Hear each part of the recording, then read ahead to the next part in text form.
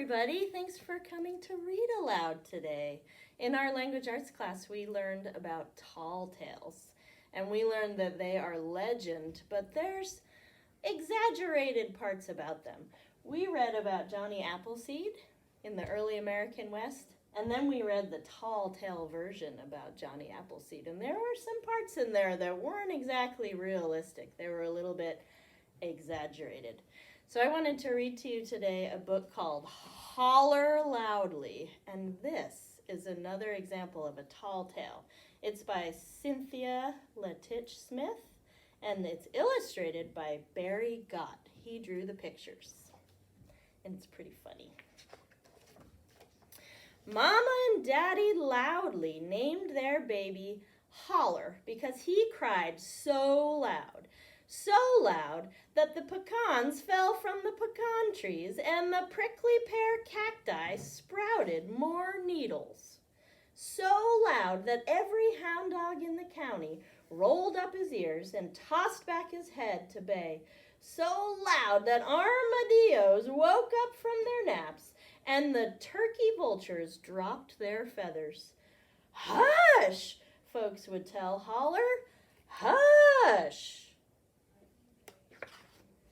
Mama and Daddy loved their son. They tried everything to get Holler to speak more softly.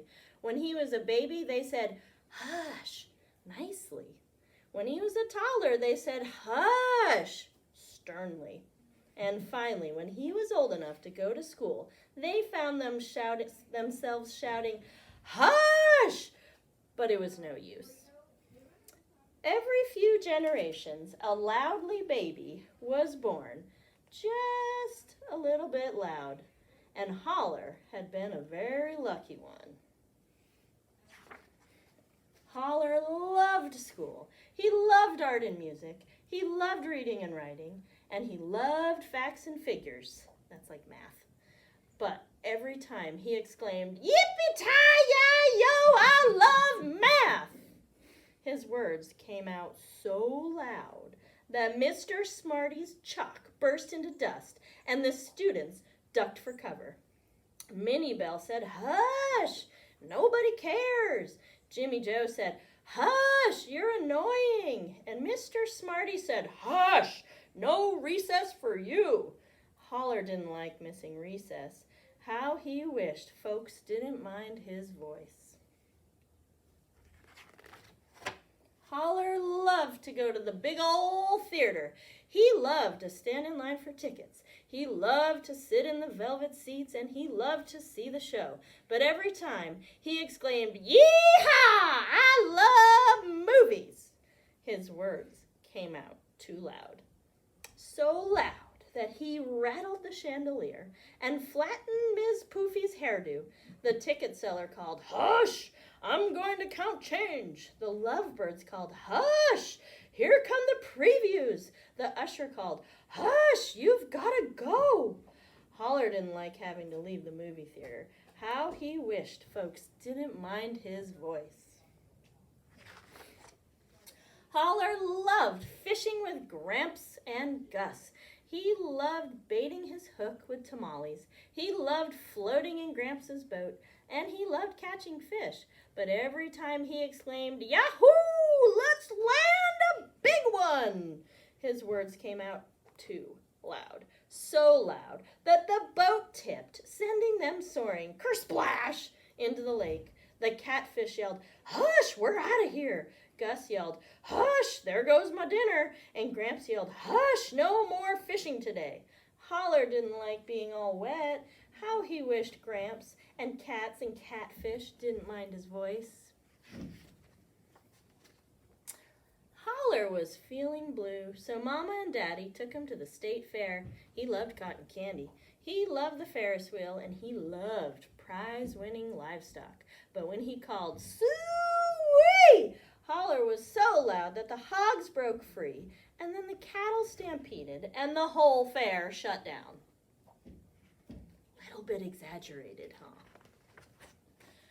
Mama's patience had run out. Daddy's devotion had worn thin. But Gramps' barbershop quartet was singing in the town square, so they went to hear Holler loved Gramps. He loved Gramps' cat, Gus. And he loved their barbershop quartet. "Howdy! Looks like rain!" Holler yelled over the singing. "Hush!" Daddy scolded. "You're a distraction!" "Hush!" Mama scolded. "Nobody can hear the music!"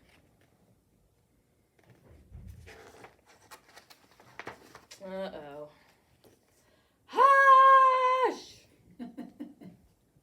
The whole town scolded. Even the baby. "That's enough!"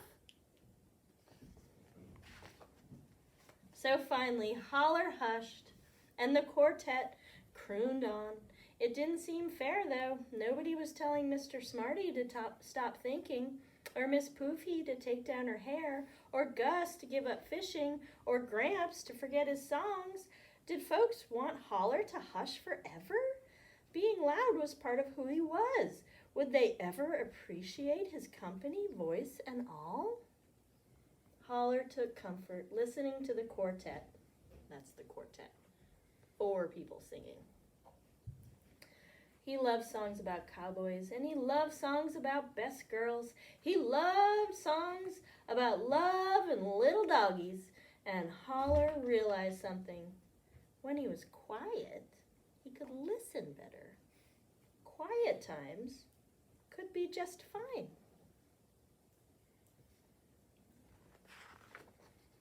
Just then, Holler looked at the sky. A tornado! It could flatten the town! Right then, Holler knew in his heart that sure, there were times to be quiet, and there were also times to be loud. "All righty!" He bellowed so loud that the land rolled and rumbled, rippled and shimmied and shook. So loud that the 10-gallon hat soared into the sky. So loud that Mama and Daddy, Gramps and Gus, men and women, boys and girls sailed whoosh, plumb off their boot heels.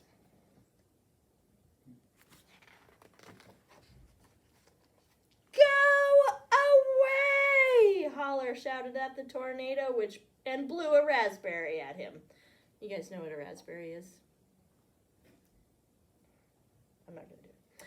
"I mean it!" he threatened. On his way to the gazebo, "Bah-ha-ha!" laughed the twister. "Listen up, you big bag of wind. This here is my town, and you best ski-daddle." And Holler was so loud, so absolutely, positively knee-shaking, earthquaking loud, that the tornado blew into 1,000 sweet, teeny-weeny breezes, not one with an ounce of sass. It was official. Not only was Holler the loudest boy in history, he was also a hero. "Yippee-tee-yee-yo!" everyone hollered. "Yee-haw! Yahoo, yahoo, yahoo, yahoo!" sang the barbershop quartet, and Mama and Daddy sighed. "All righty. In the future," Gramps declared, "when you're loud, nobody's gonna mind."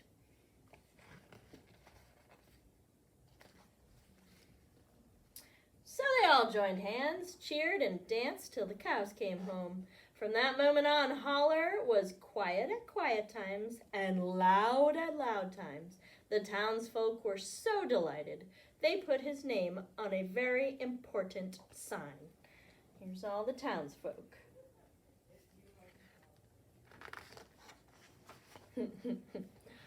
Holler Loudly Public Library. Please hush. Our hero. And that's the end of this tall tale. I hope you liked it. We'll see you again soon. We miss you. You guys are just such an awesome class today. I'm going to give you a point. Thanks for being such respectful listeners.